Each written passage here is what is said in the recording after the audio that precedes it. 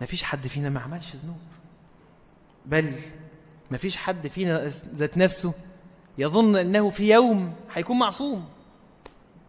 ما فيش حاجة اسمها كده. بس هي الفكرة أن أنت لما تذنب تعمل إيه؟ تتوب. طيب بعد ما بتتوب بقى، ابن القيم بيقول لك إيه؟ وهنا دقيقة قل من يتفطن لها إلا فقيه في هذا الشأن. ركز بقى في الحتة دي. وهي أن كل تائب لا بد له في أول توبته من عصرة وضغطة في قلبه. أي واحد بيعمل أي ذنب، بالذات الذنوب اللي القلب بيشربها، شرب الله عز وجل يقول وأشربوا في قلوبهم العجل. مش اتفاتنوا بالعجل، لا، دول ايه؟ دول شربوا فتنة العجل. وأشربوا في قلوبهم العجل. فلما القلب يشرب الذنب يجي بعد كده الإنسان ده يتوب،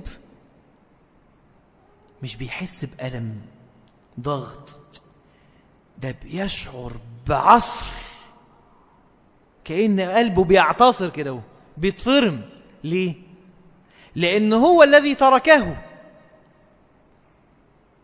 فهو متعلق بيه، وكأن مورد الحياة ينقطع عنه، كأنه كده عايز ياخد نفسه، وواحد ايه؟ خنقه.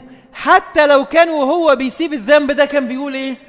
أعوذ بالله منك، أنا بطلت خلاص، اللهم اغفر لي، اللهم ارحمني يا رب، والله ما هعمل كده تاني. وراح وسجد وصلى ودعا وعيط وبكى وتصدق وراح عمل عمره ووعد ربنا هناك، قال له والله يا رب ما هعمل كده تاني.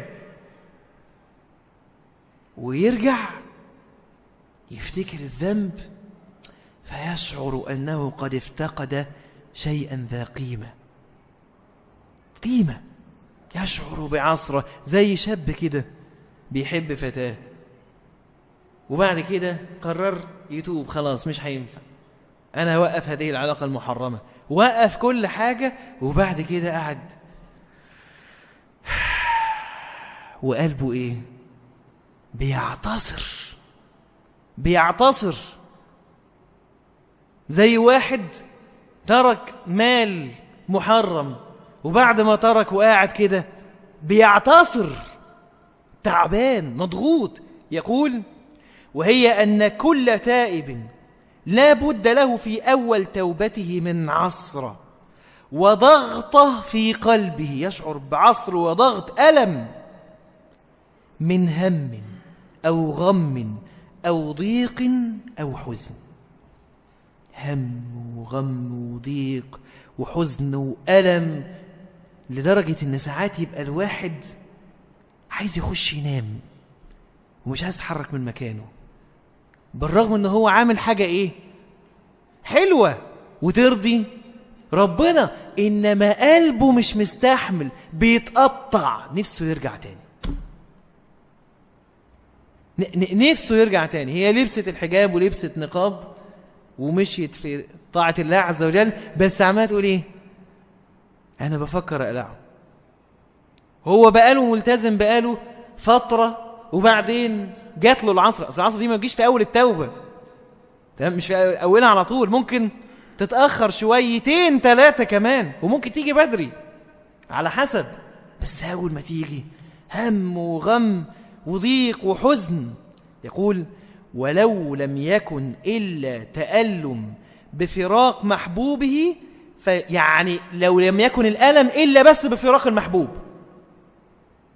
كأنه إيه؟ معلش، وحشه، نفسه يرجع يعمل كده تاني، نمط الحياة اللي كان عليه. يقول ولو لم يكن إلا تألم بفراق المحبوب، فينضغط لذلك وينعصر قلبه، ويضيق صدره، فأكثر الخلق رجعوا من التوبة ونكسوا على رؤوسهم لأجل هذه المحنة.